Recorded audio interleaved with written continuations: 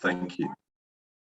Yeah, 30 seconds. We'll start shortly. 30 seconds. Let me get my stuff and system sorted.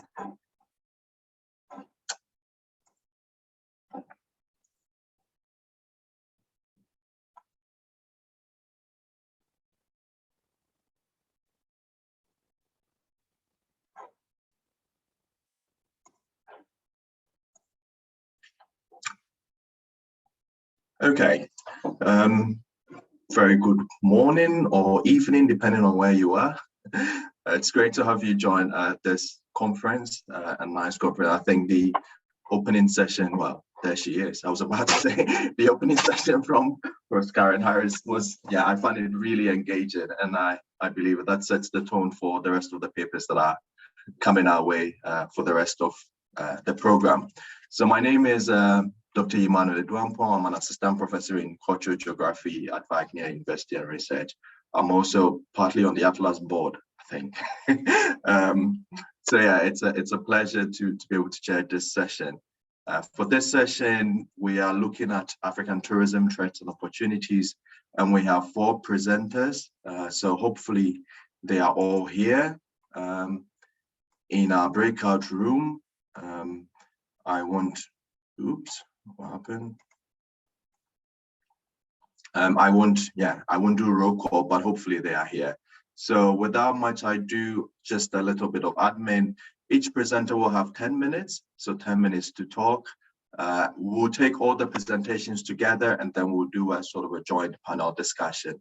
So please, if you have questions, note it down as the presenters are going along with their paper.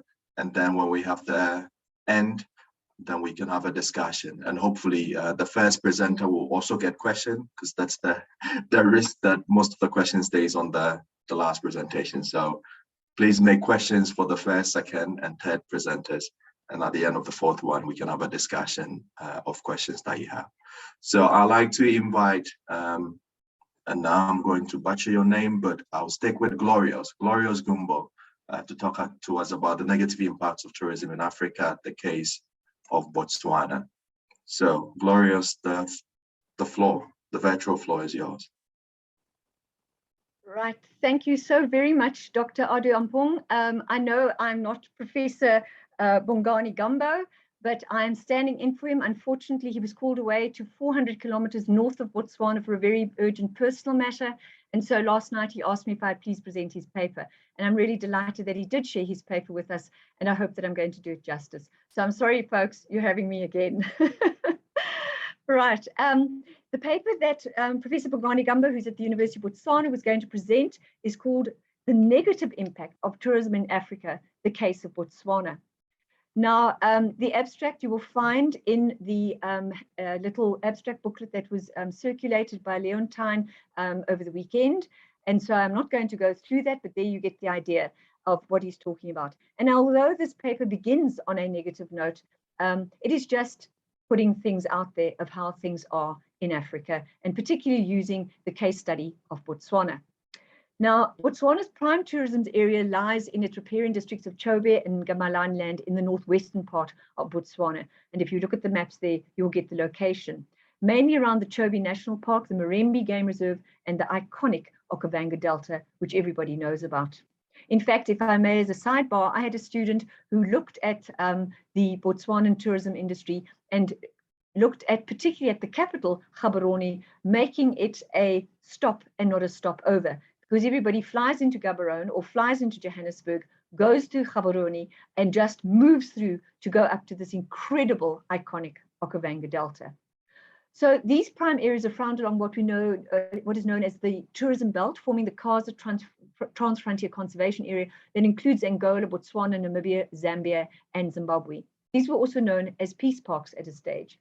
Geographically, if you look at the map at the left at the bottom of the screen, you will see that Botswana has a central position in this Kaza Transfrontier region and puts it in a very unique position to link its tourism experience to those of its neighbors. So it taps into this whole idea of cross-border tourism. The next slide shows a map of Botswana showing the Chobe and Ngamali land districts to give you an idea of where it is situated and how it connects. And as you can see, Namibia, Angola, Zambia, Zimbabwe, and South Africa all border around it.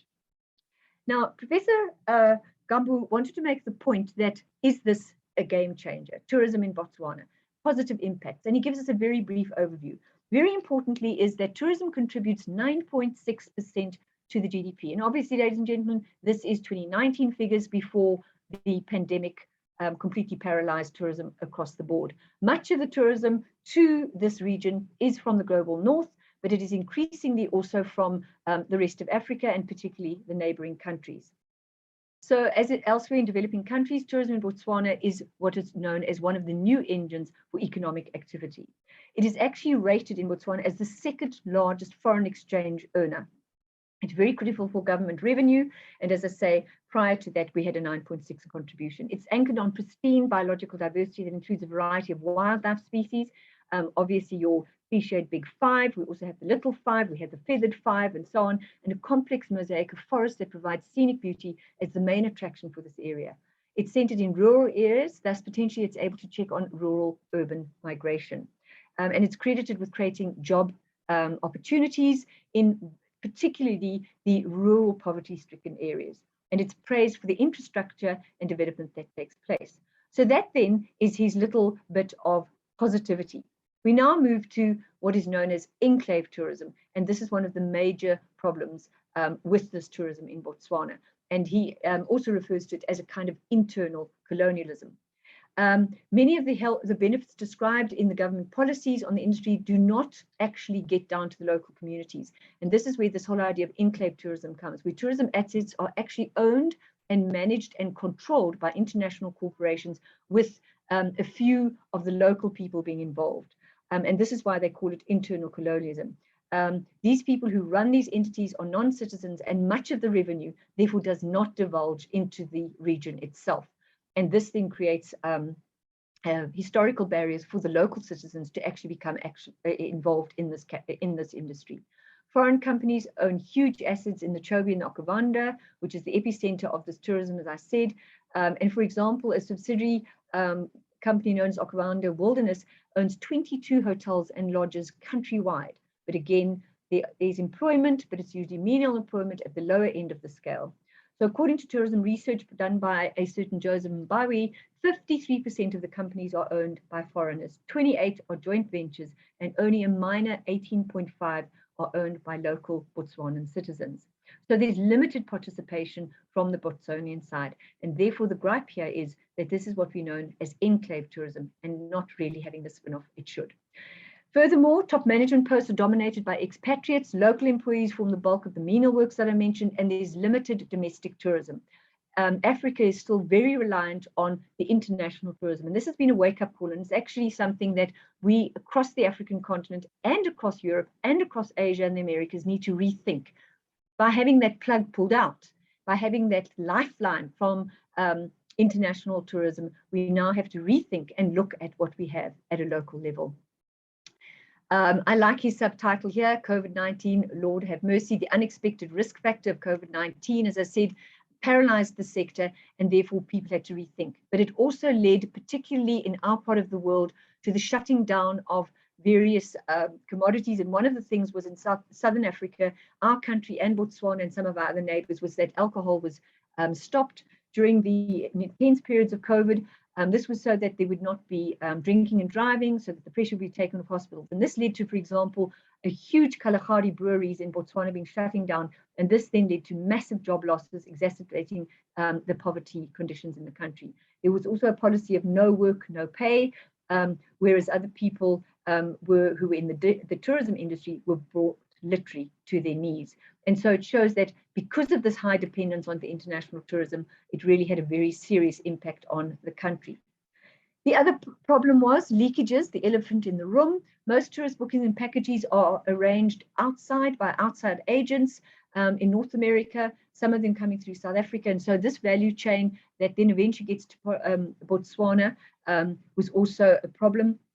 And so leakages occur because of the fact that much of the material used in Botswana for the tourism comes from outside, and it does not then divulge to the local people. And then also at another level, the human-wildlife conflict, that is an ongoing conundrum in Africa, where pristine areas where people have lived for many, many centuries, ancestral lands, are being reclaimed, if you like, or claimed by the various conservation people. And so you have this animal-human impact, and then the wild animals taking over areas in conservation areas, which spills over onto the human settlements and causes further disgruntlement and negativity among the communities who lose out on the land. These animals, these wild animals that are then protected, also cause crop damage. And as I say, this leads to this, what we call HWC, human-wildlife conflict. Communities shun the state rigidity on the compensation over damaged property. Poverty levels are heightened, and then there's also the often hidden costs that happen as a result of this HWC. Land loss leads to what is known as de-agrarianization of a peasantry. In other words, the peasantry, the low menial workers, the unemployed, the people who literally are subsistence survivors, are also impacted as these areas expand into their traditional grounds. And so the fact that they rely on mixed agriculture, that whole process and cycle is unhinged and is problematic for them as well. So in conclusion, Professor Gambo said the paper is basically a voice in the debate of the impacts of tourism, with emphasis on the negative aspects. However, he did emphasize that as much as tourism is regarded as an important engine of growth in developing countries such as Botswana, it also had and continues to have a very negative impact that is usually glossed over by the largely neoliberal authorship in the scholarship. And so while we have, as I mentioned in my own paper earlier, a certain glance and a certain perspective on African tourism, we need to flip the coin and see what is happening on the ground. And not only do the number crunching, but also come to this continent and to this place by looking at the actual experience on the ground. And then I'm going to see if I can do all the languages he's got there. For some of them I do have under my belt. Totsiens, baie dankie. Thank you very much. Keleboga, ngayabonga, nkosi kahuhle. Thank you very much, Dr. Ampong. I hope I have stuck to my time. Yes, very much so. Thank you very much for having to deliver someone else's presentation and on time. So thank you very much. We'll move on to the next presenter, Christophe.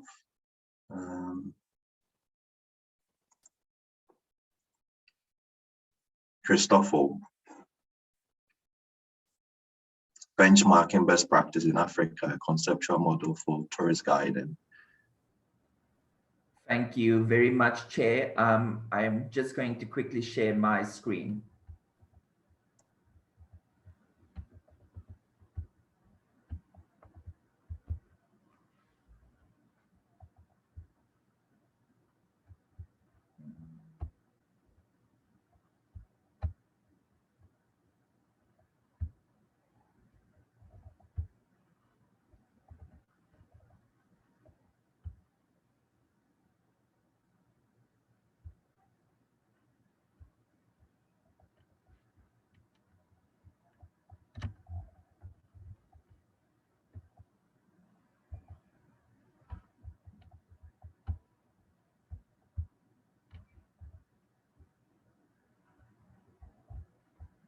Chair, I would just like to check, can you hear me?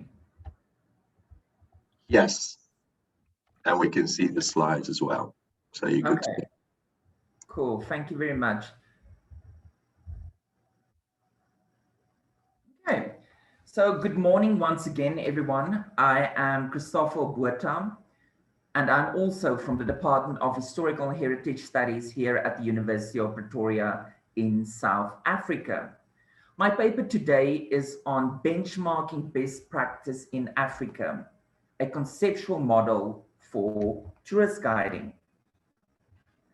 So as any good academic, we firstly need to define what actually is tourist guiding. So upon researching this theme, I think it is fair to argue that the contemporary tourist guide can be described as an individual who has attained a relevant tourist guiding qualification according to a country's predetermined legislative requirements. who is hired to guide, inform, direct, interpret, assist, and advise travelers about places of interest, be they of natural, cultural, or historical importance, wherein during these travels, they actually encounter various cities, states, regions, or countries. Therefore, I think it is fair to note that tourist guides are thus located at the epicenter of the contemporary tourism industry, where they play a critical role between the various interfaces which comprise the unique tourist experience. And in this context, they have inadvertently become active agents in the process of exoticizing, ethnicizing, and folklorizing tourist attractions, destinations, and sites on a local, regional, national, continental, and even international level. On the one hand, they are entrusted by tourists and service providers to deliver rather a memorable, pleasurable, culturally appropriate, and reasonably priced performance. And on the other hand, they are used by institutional bodies to ensure the promotion and, in some instances, safeguarding of a country's predetermined destination image.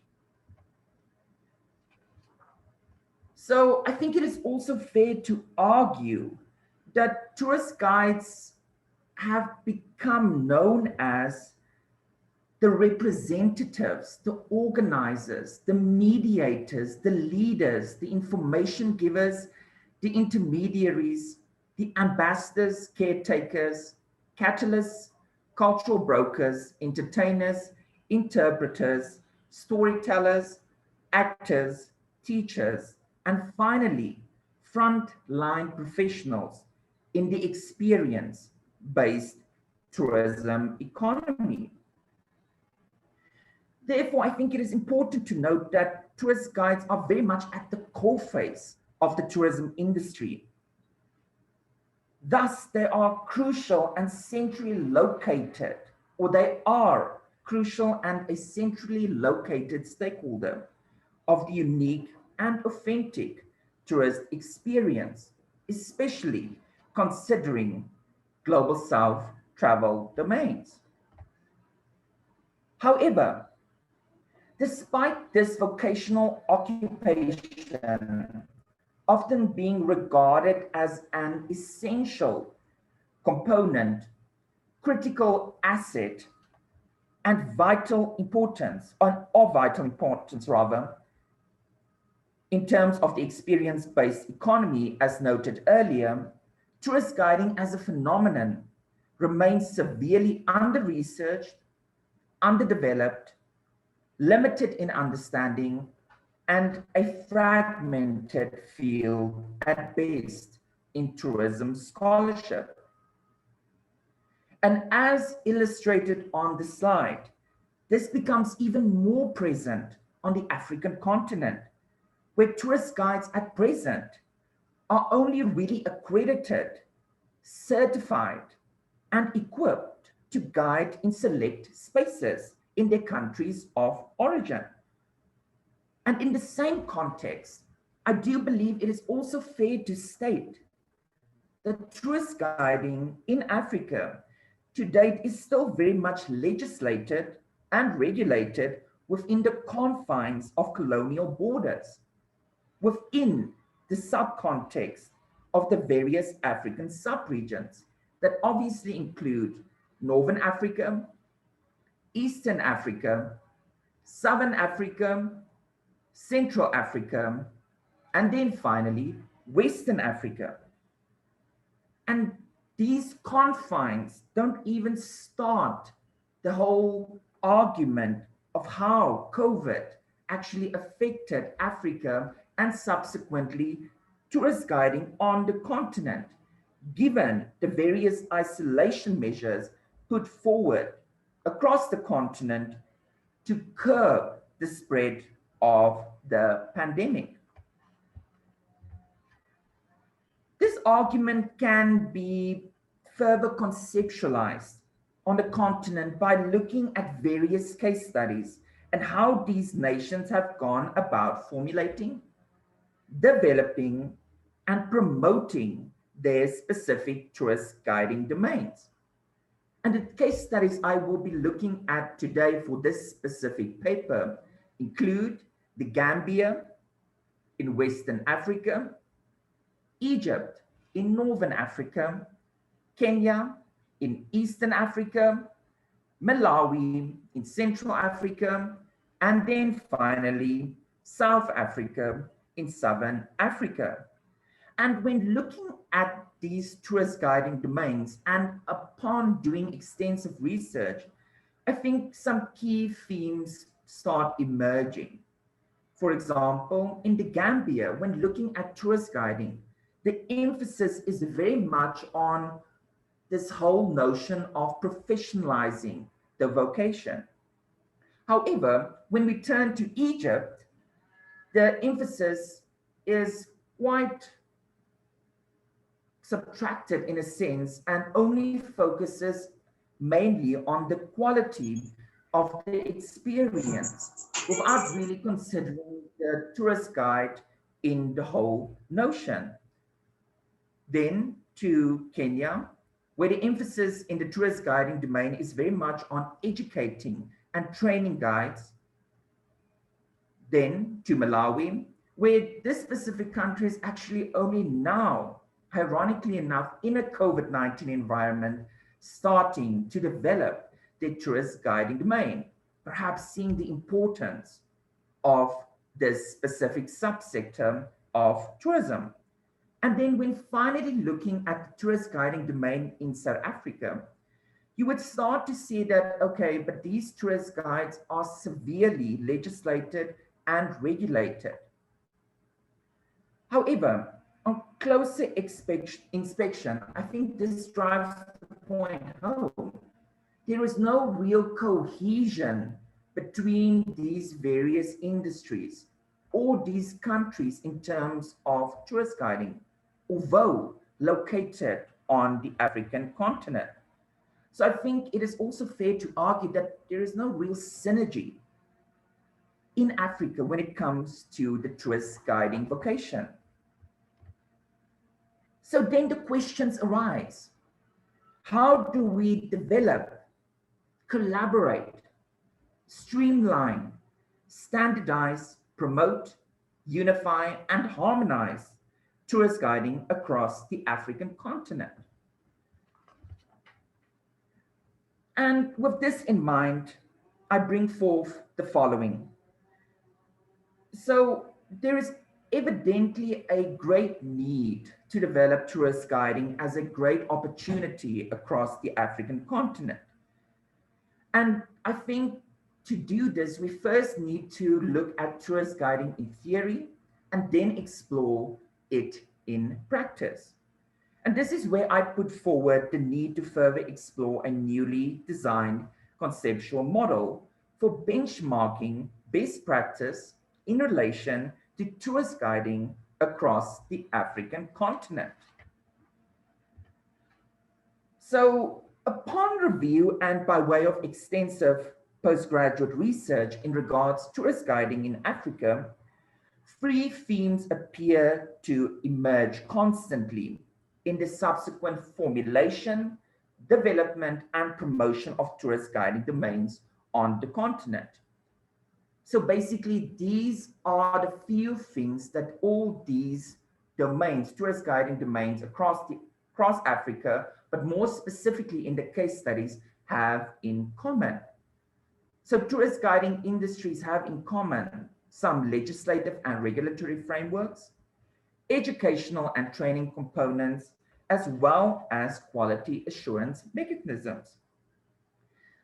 Thus, in taking cognizance of these subdomains, I propose the following theoretical model to develop, streamline, standardize, promote, unify, and finally, harmonize tourist guiding in Africa in practice.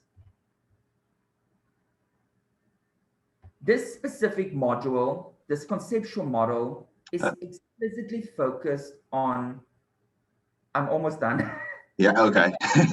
If you Explicitly focuses on tourist guiding in Africa. And you would see that I basically took these various key subdomains I found in all case studies and basically explored them further. So that basically means that to create tourist guiding best practice across the African continent, we need to ensure that countries create, integrate, and implement the following elements outlined in this specific model in practice underneath the already established key domains. And obviously, as you would see on the model, there is very much an emphasis on the whole rounded tourist guide and their roles and responsibilities in the travel and tourism industry. So, in conclusion, I fundamentally believe that when all African countries have uplifted and formalized these components in their tourist guiding domains and within their subsequent travel and tourism industries, we will be able to reach an optimum level of cross-border coalitions and transcontinental cooperations throughout Africa. Thus, utilizing tourist guides in Africa as conduits to reach the strategic objectives of Brand Africa and Agenda 2063 as proposed by the African Union. Therefore, in summary, and to conclude finally, I believe tourist guiding is an untapped opportunity for the African continent. Thank you very much. Okay, thank you very much, Christopher. We're still hanging in with time, so thank you very much. And we will now, hopefully you are putting down, you can put down your questions in the chats, or you can write it down so that when we are done with other presentations, that we can have the discussions then. So don't forget to note down your questions before you forget them in your head. I'd like to invite Winnie,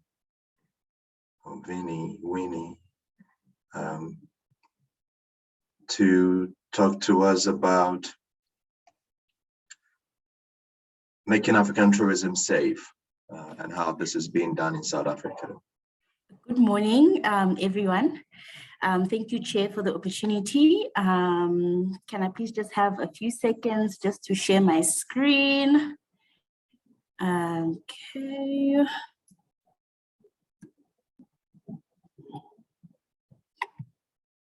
Okay, can everyone see my screen? Yeah, you're good to go. All right, thank you so much. Hello, everyone again. My name is Winnie Sinwamadi. I'm also from the Department of Historical and Heritage Studies. I'll be presenting to you today about making African tourism safe, the case of South Africa. So we know that Africa is a very appealing tourist destination to international tourists for its unique cultural, natural, and adventure experiences. While South Africa is one of Africa's top destinations that features the Big Five safari destinations, wine routes, natural experiences, cultural villages, spectacular coastlines, among other must-see experiences. I just saw that, okay, I'm not sharing my video. Don't know if that's necessary to share my video, but okay.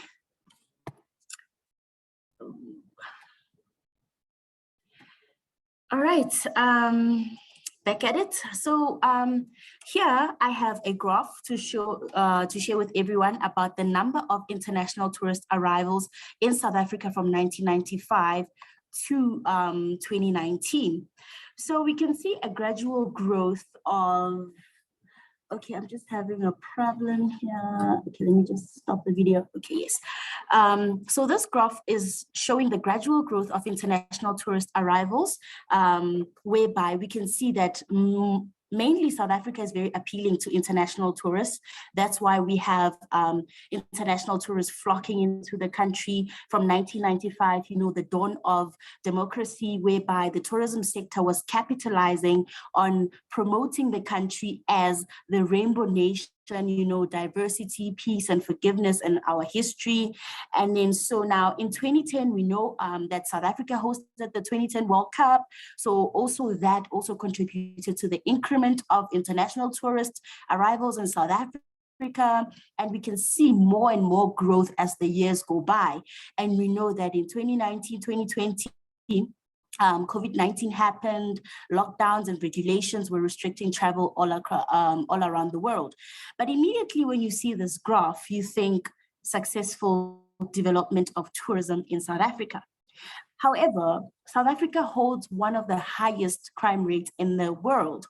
And many authors argue or maintain that this has much to do with its racially divided past, whereby scholars Vyas, Dor, Gapersat, and Ababio in 2008 argued that this led to unintended consequences, such as the collapse of existing and legitimate mechanisms of social control without immediately replacing them with legitimate and credible alternatives. So basically, they argue that a large percentage of the citizens of the country were faced with poverty, underdevelopment, unemployment, historical marginalization, trauma, among other social issues. So the state was faced with insufficient and ill-equipped personnel, outdated systems, fragmented departments, and inability to provide for the needs of the people in a democratic state. So basically, the society was filled with frustration and uncertainty, which birthed a culture of violence and a justification of crime as a means to solve the country's social ills. So due to these high crime rates in the country, you can see that South Africa is therefore regarded as a high-risk destination. So this negative reputation influences tourism demand and supply directly, but as well as indirectly, because it impacts on both jobs and gross income in the industry. And this phenomenon is very apparent in numerous other African countries. So authors Pizam and Mansfield in 2006 highlighted that there's a need for 3 primary conditions for successful development of tourism in a country. They spoke about peace, safety, and security. And they argue that without these primary conditions, tourists are likely to be victimized, resulting in the image of the country or destination being negatively affected. So this is a worldwide phenomenon and has a direct impact on tourism and the income derived from it. So it is therefore incumbent on the governments of that respective countries to ensure that peace, safety, and security are prioritized at every level in order for the tourism sector to thrive and contribute to the economy. So now the United Nations Office on Drugs and Crime gave us their understanding of what they understand about crime prevention. So they say that crime prevention is basically strategies and measures that seek to reduce the risk of crimes occurring and their potential harmful effects on individuals and society, including fear of crime, by intervening to influence their multiple causes. So now I'm going to share with you South Africa's timeline on crime prevention, on what South Africa has been doing to try and make South African tourism safe. So just follow with me as the years go by. So I'm going to start with 1996. So in 1996, the country implemented a national crime prevention strategy, which is NCPS, which was a developmental approach to safety designed with 4 pillars. So it focused on re-engineering the criminal justice system, reducing crime through environmental design, instilling community values, and promoting education, as well as preserving regional cooperation and stability, and combating cross-border crime. And then in 1997, the justice system of South Africa was just running out of capacity. It was crippled and it required immediate intervention to effectively mitigate the rising crime levels in the country. So that's when they introduced the integrated justice system, which is IJS, which was implemented as a solution to increase the efficiency and effectiveness of the entire justice system process, whereby by increasing the probability of successful investigations, prosecutions, punishment for priority crimes, and ultimately rehabilitate offenders, and also reduce the extent of crime in South Africa.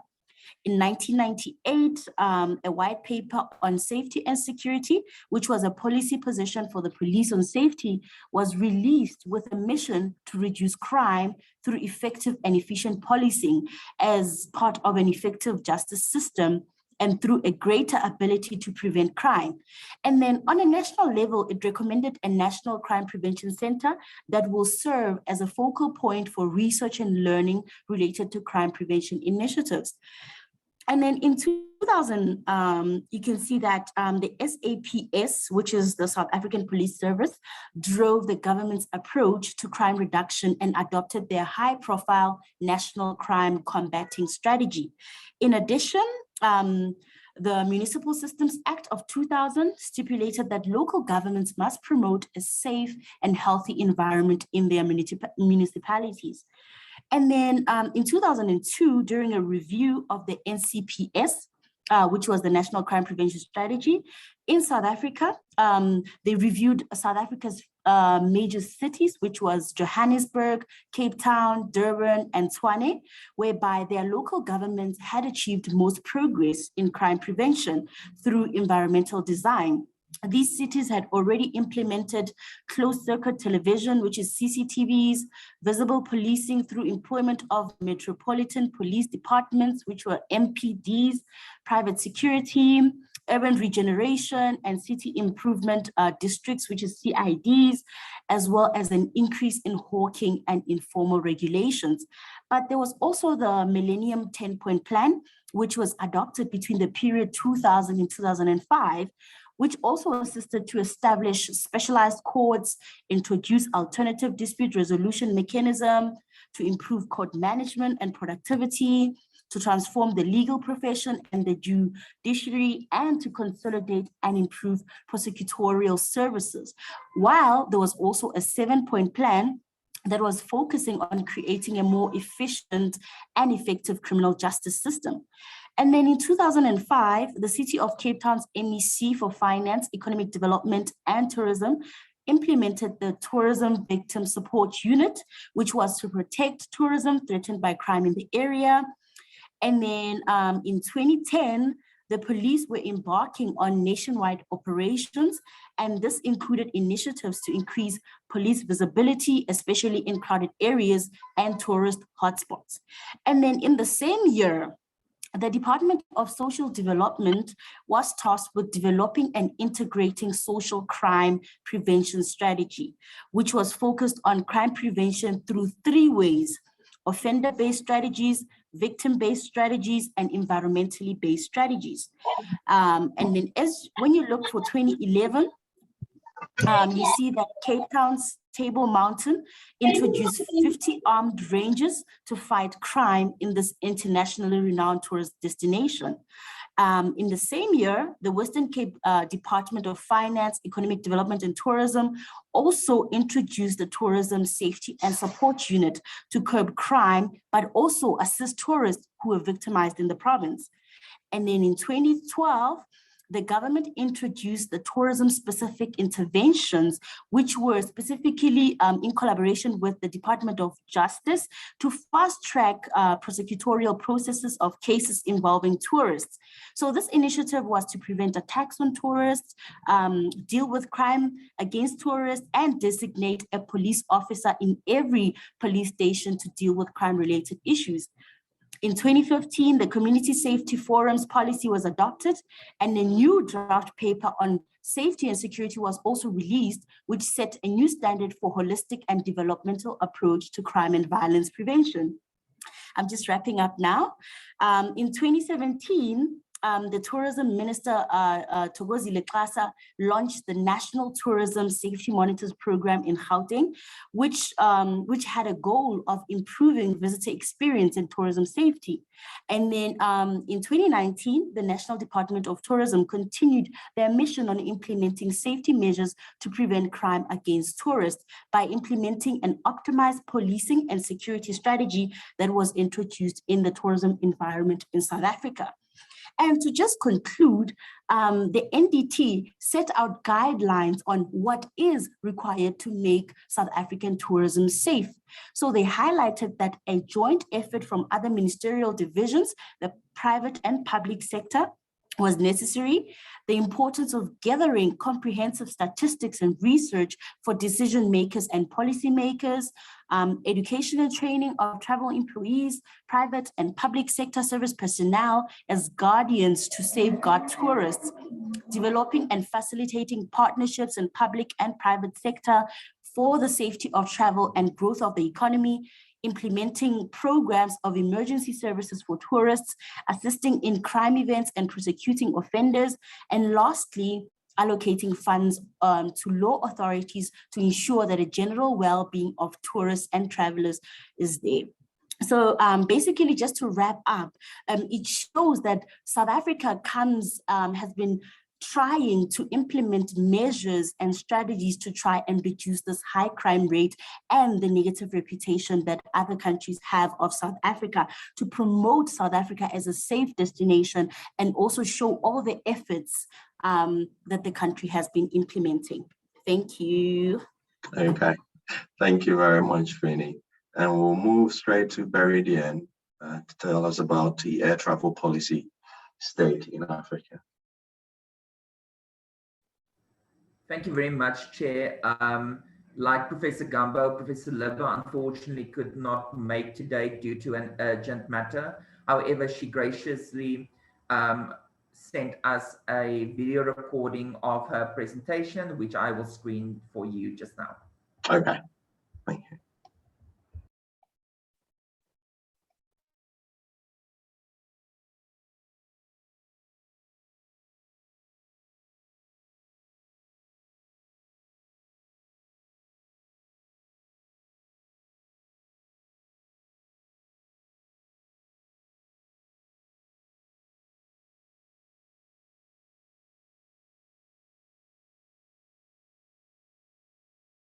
You will have to share your sound as well.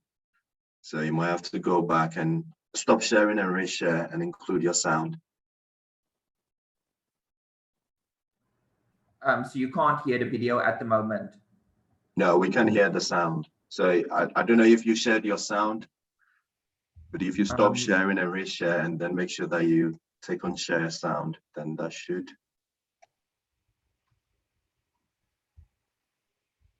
It's a very tricky, funny button at the end of the screen when you click on share.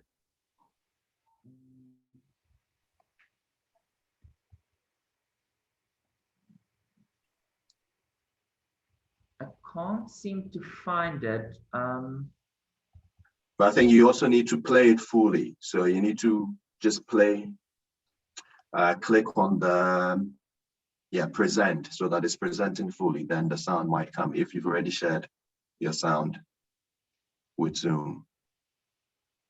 So it won't work in the slideshow. It needs to be in full presentation mode. Okay, so let's try again. F5, yeah. Oh, can you hear it now? Yeah, it's coming true. Okay, I'll just start again. Good afternoon, ladies and gentlemen. Let me begin by an overview of the relationship between transport and tourism. Is there a way to increase your volume? There is sound, but it's very low. Country of origin. Unfortunately not. I think this is the loudest it will get.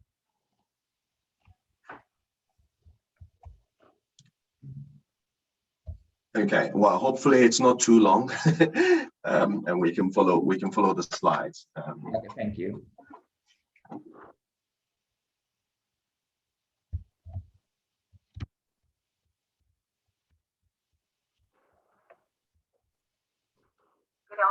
ladies and gentlemen. Let me begin by giving a brief overview of the relationship between transport and tourism. The most obvious link is that it connects tourists from their country of origin to their destination and facilitates the internal movement of tourists, linking all the components of the tourism experience, such as accommodation, attraction, and cycling. Air transport is particularly important as South Africa is a long-haul destination which cannot be accessed other than by air. If we look at our major overseas source markets, also the highest spending markets, like the UK, Germany, and the USA, air travel is the only feasible option to reach South Africa. Transport affects travel behavior. It determines what tourists pay, how long they stay, where they go, and what they do. Airline prices have become more affordable to potential tourists, opening new destinations and markets. Transport infrastructure, such as airports, trains, for example, the HAR train, terminals, roads, and so on, affects how a destination typically develops. Transport allows a wider disbursement of movement and maximum exposure to remote areas. For example, it's just been announced that from this year, the first ever scheduled direct flight between Germany and the international pole will start. I think this may be in response to a demand where tourists no longer wish to transfer to busy international airports such as OR Tampa. We also see that air transport is almost entirely reliant on tourism ports and business. However, we need to look at the other side of the coin as well. Larger aircraft, lower prices, many more destinations have, before the pandemic, created an unsustainable environment through over-tourism, carbon emissions, noise levels, industrial processes, and waste, which must be managed by the industry, reduced, and where possible, entirely. In addition, aviation has a role to play in tackling the global issue of wildlife trafficking, which in itself has an impact on tourism. So let's look at how air transport has developed in Africa, in South Africa. We can safely say that air transport was a turning point in the development of tourism on the continent. I'm briefly going to look at a number of phases in this development. The colonial period is a period of empire building. Edwin aptly describes it as follows. People and nature may or may not have been interviewed, but remoteness positively must be.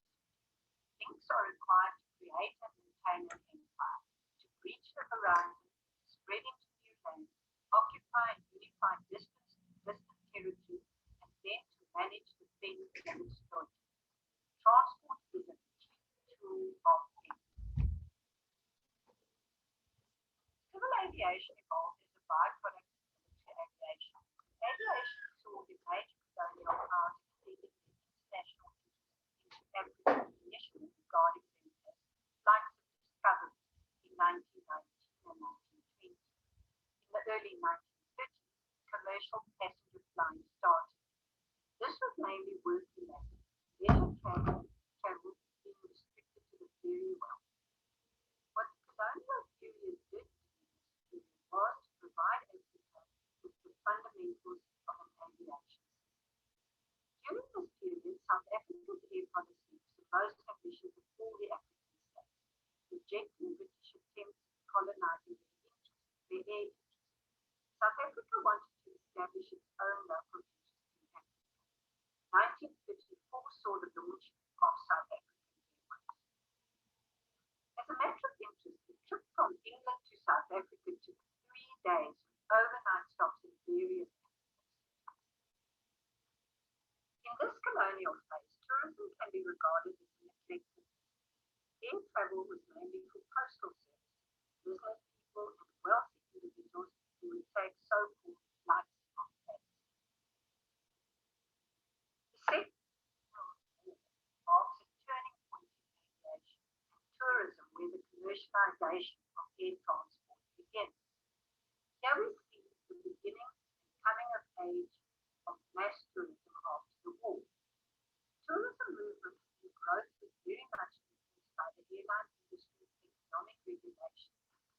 founded under the Chicago Convention in 1944, where airline routes across countries in Africa and South Africa were decided.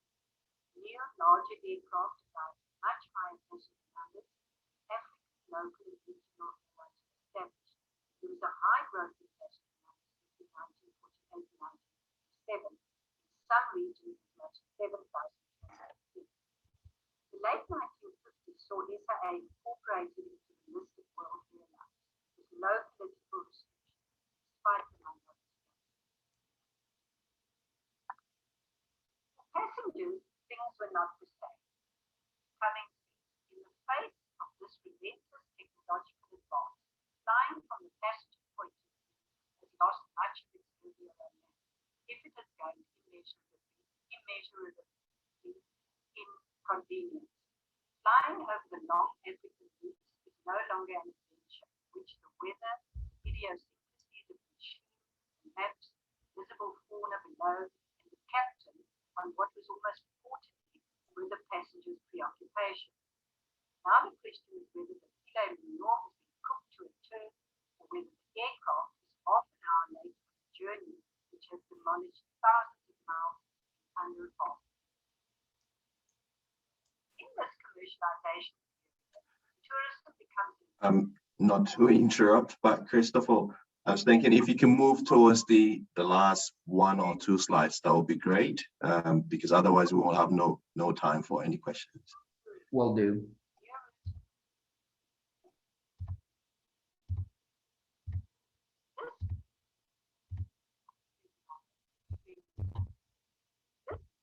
pandemic, of course, looking at the future, engines and aircraft will become light.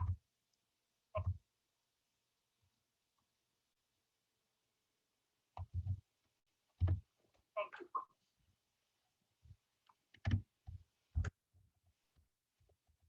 Thank you very much, Chair. That's all from my side.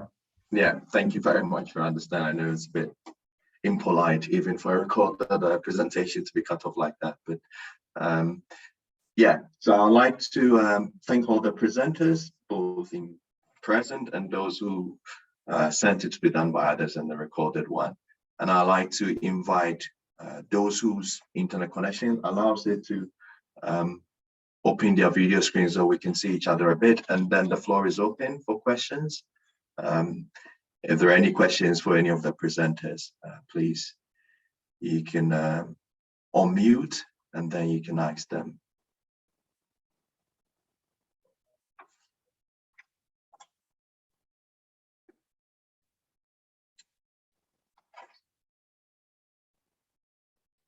Any questions?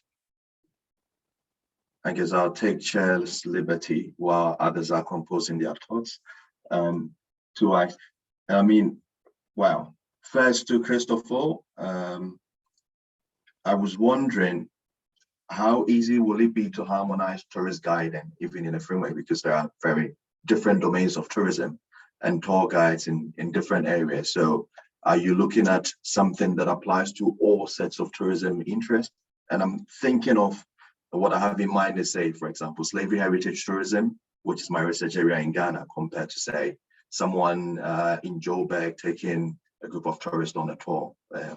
They're quite different areas. So is there a harmonized way we can look at tourist guiding in this situation?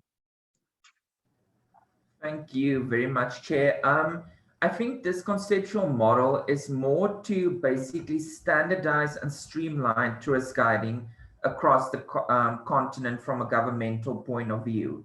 So the idea is that governments basically take up this model, implement it within their domains, and then add whatever specializations they want onto that specific domain. So for example, you would have tourist guiding legislation and regulations. However, you can basically divulge that into various areas, including cultural tourist guiding, natural tourist guiding, or even specialized tourist guiding in some settings. So the model is very much just to ensure that there is a benchmark for tourist guiding, so that tourist guiding, in a sense, develops at the same pace as tourism on the continent, given this whole notion of Brand Africa and the Agenda 2060 free by the African Union. So I think at this stage, tourist guiding is a missing component on the continent. So this model is really about setting basically laying the foundation to build on for each specific country. Yeah, no, I get that. And I agree that indeed some level of professionalization in tourist guiding is quite needed, because also it's about helps them to earn more if there is a bit of a professional accreditation involved. Okay, there is a question for Vinny. You can read it in the chat from Mamba. What has been the impact of the security legislations and measures to combat crime in South Africa? Thank you, Chair. Harab Tsebe, thank you for the question. Crime statistics, because of the paper that I've been writing, there has been crime statistics showing that there has been a decline in crime due to all these legislations and measures that have been implemented. So it has been really helpful. But now, you know, with the whole COVID-19 and South Africa being, you know, given the reputation of having the South African variant and everything, it has kind of like, you know, killed the progress that South Africa has made towards the perception of making South Africa a safe destination. But from the period 1995 to 2019, there has been like not a dramatic decline, but some decline in crime rates, and also trying to make or portray South Africa as a safe destination. Thank you. Okay, thank you for that. Are there other questions from the floor? I do have a question. There is a comment for Christopher, from Vincent. So you can see in the chat. Wow. I give 10 seconds question. Okay, I'll ask my question. Oh yeah, there's a question from Prof. Harris. Hi, thank you, Chair. I'd like to ask Winnie about how South Africa compares to other destinations, either on the African continent or elsewhere, in terms of the crime profile.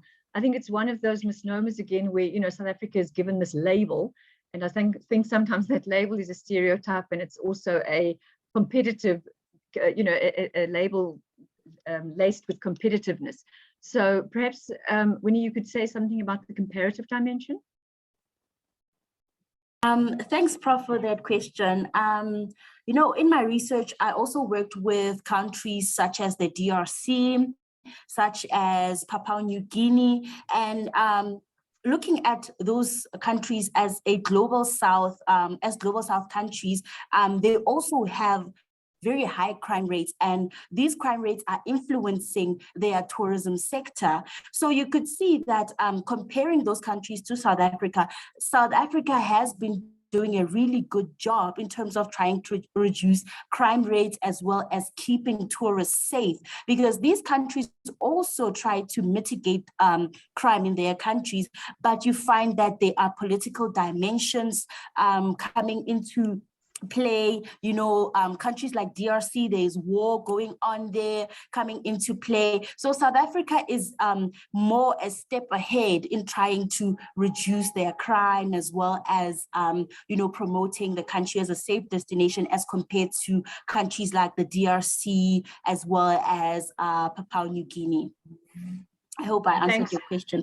Yes, you did, Winnie, and I don't expect you to answer on this, but I think we must also remember, in the bigger picture, it was about, I think, 2-3 years ago, where a place like Girona, you know, our first world Western European wonderful place, and tourists were being targeted. In fact, I was on my way there to a conference, I was like, okay, this is nice. I'm landing in a country where the tourists are the target. And of course, that has very negative impacts, even if it's just, you know, one media channel going off about something like that, and then, you know, it ricochets across the spectrum. But thanks for that, Winnie. Yes, you did answer me. I think Professor van der Dame has a question.